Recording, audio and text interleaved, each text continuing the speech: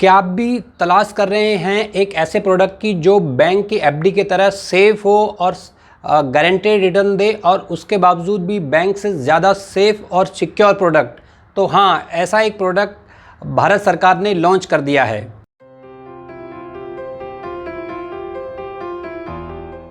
Hello hi नमस्कार, मेरा नाम राजेंद्र पांडे है। हम अपने चैनल जीआरपी इंश्योर इन्वेस्ट की तरफ से बताते हैं आपको इंश्योरेंस, इन्वेस्टमेंट और इनकम टैक्स से रिलेटेड जानकारी।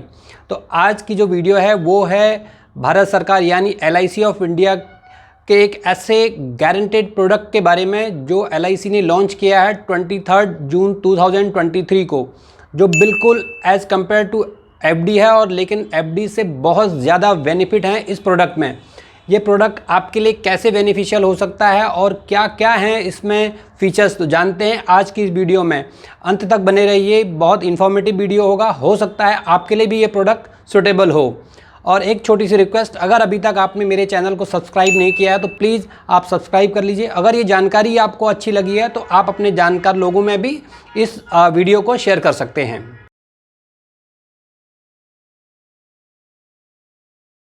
इस प्लान के बारे में, जैसा कि मैंने बताया, ये वन टाइम इन्वेस्टमेंट प्लान है, मतलब सिंगल प्रीमियम के साथ ये अवेलेबल है मार्केट में। और हम इसीलिए हम इसको कंपेयर कर रहे हैं FD के साथ में। जहां FD की या बैंक में जो हमारा पैसा है वो केवल 5 लाख तक ही सिक्योर है RBI की तरफ से। यहाँ क्योंकि ये प्रोडक्ट LIC ऑफ इंडिया का है तो यहाँ पर गारंटी 100% है। क्योंकि नाम है धन वृद्धि और इसका प्लान का नंबर है 869। 23 जून 2023 को LIC ने इसे लॉन्च किया है। तो समझते हैं डिटेल में क्विकली कि इसके क्या फीचर हैं और आपके लिए ये प्रोडक्ट कैसे एक बेहतर प्रोडक्ट साबित हो सकता है।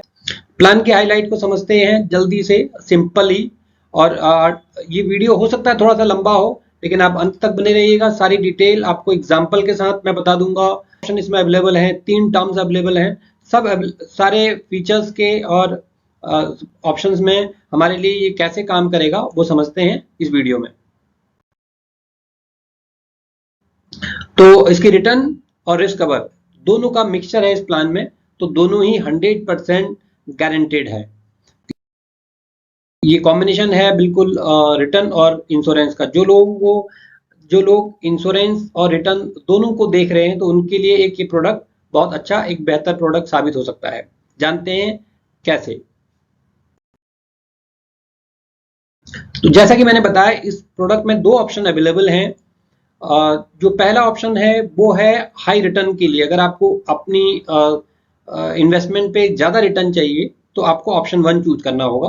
और जिसमें हमने देखा है कि ऑलमोस्ट 11% का, अगर हम सिंपल रेट ऑफ इंटरेस्ट से कैलकुलेट करते हैं तो 11% तक की रिटर्न इस प्रोडक्ट में आ रही है।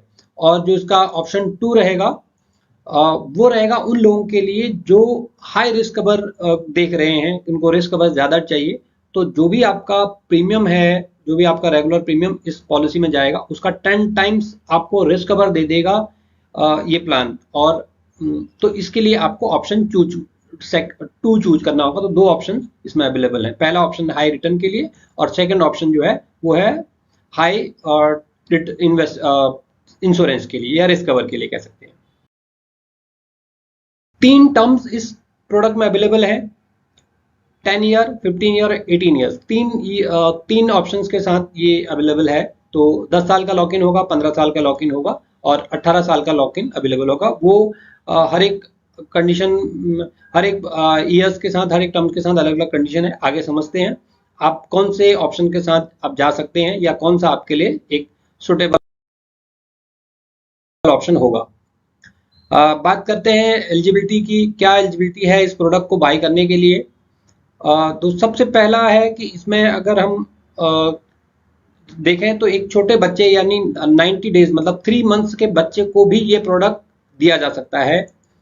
और जो अगर मैक्सिमम एज लिमिट है तो वो 60 ईयर्स है। तो हम एक एडल्ट को जो 60 ईयर के हैं और एक बच्चा जो 3 महीने का, उन दोनों के लिए इस प्रोडक्ट को दे सकते हैं, वो ले सकते हैं इस प्रोडक्ट को।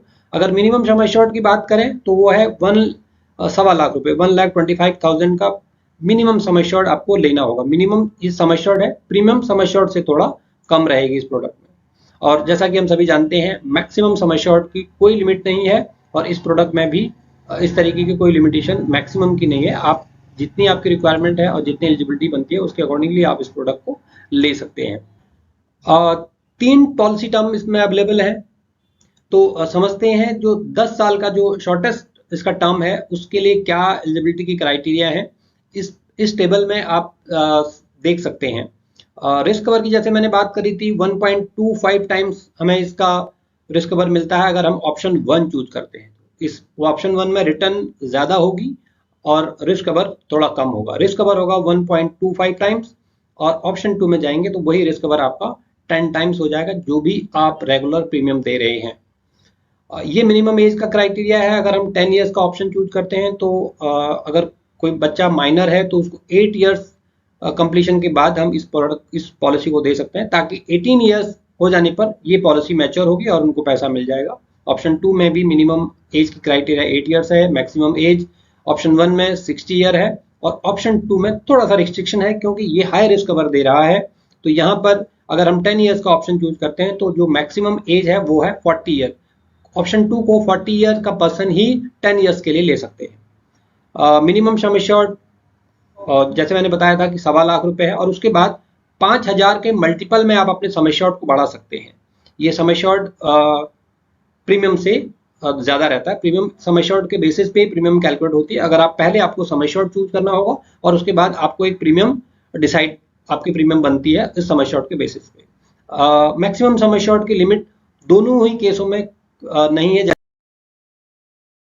जैसे कि मैंने आपको पहले बताया था LIC के किसी भी प्रोडक्ट में एज सच मैक्सिमम की कोई लिमिट नहीं होती है।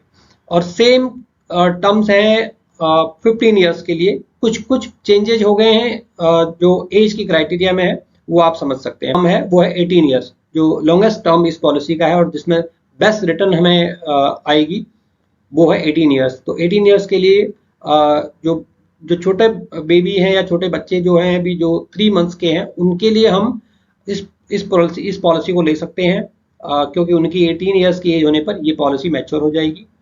ऑप्शन 1 में और ऑप्शन 2 में दोनों में ही जो मिनिमम एज का क्राइटेरिया है वो 90 डेज ही रहेगा, यानी 3 मंथ्स। और मैक्सिमम एज ऑप्शन 1 में 60 ईयर। जो पर्सन 60 ईयर्स के हैं वो 18 साल के टर्म को चूज कर सकते हैं। बट ऑप्शन 2 में वापस से क्योंकि हाई रिस्क कवर है तो यहाँ पर केवल 32 ईयर्स के पर्सन को ही ऑप्शन 2 के साथ जाने को का मौका मिलेगा क्योंकि 18 ईयर्स में ये पॉलिसी पूरी हो जाती है। तो जब इस पर्सन की एज 32 वालों की एज जब 50 हो जाएगी तो ये पॉलिसी मैच्योर हो जाएगी। तो मतलब 32 ईयर्स से अब के पर्सन को इस पॉलिसी को हम नहीं प्रपोज कर सकते हैं। और मिनिमम का सम एश्योर्ड का क्राइटेरिया सेम रहेगा 1.25 लाख रुपए दोनों ही केसेस में। चाहे आप किसी भी टर्म को चूज करते हैं तो मिनिमम जो सम एश्योर्ड है वो 1.25 लाख रुपए और मैक्सिमम की स्टिल कोई भी लिमिट नहीं है। अब एक एग्जांपल से हम इसको समझते हैं कि ये कैसे काम करेगा और इसकी रिटर्न कम या ज़्यादा कैसे होती है, किस ऑप्शन में ज़्यादा रिटर्न आ रही है और किस ऑप्शन में रिटर्न कम आ रही है। मैं एग्जांपल ले रहा हूँ मिस्टर कार्तिक का, जिनकी एज है 30 ईयर्स और उन्होंने एक सम एश्योर्ड चूज किया है वो है 10 लाख का। और जो पॉलिसी टर्म है वो लॉन्गेस्ट पॉलिसी टर्म के साथ जा रहे हैं वो है 18 ईयर्स।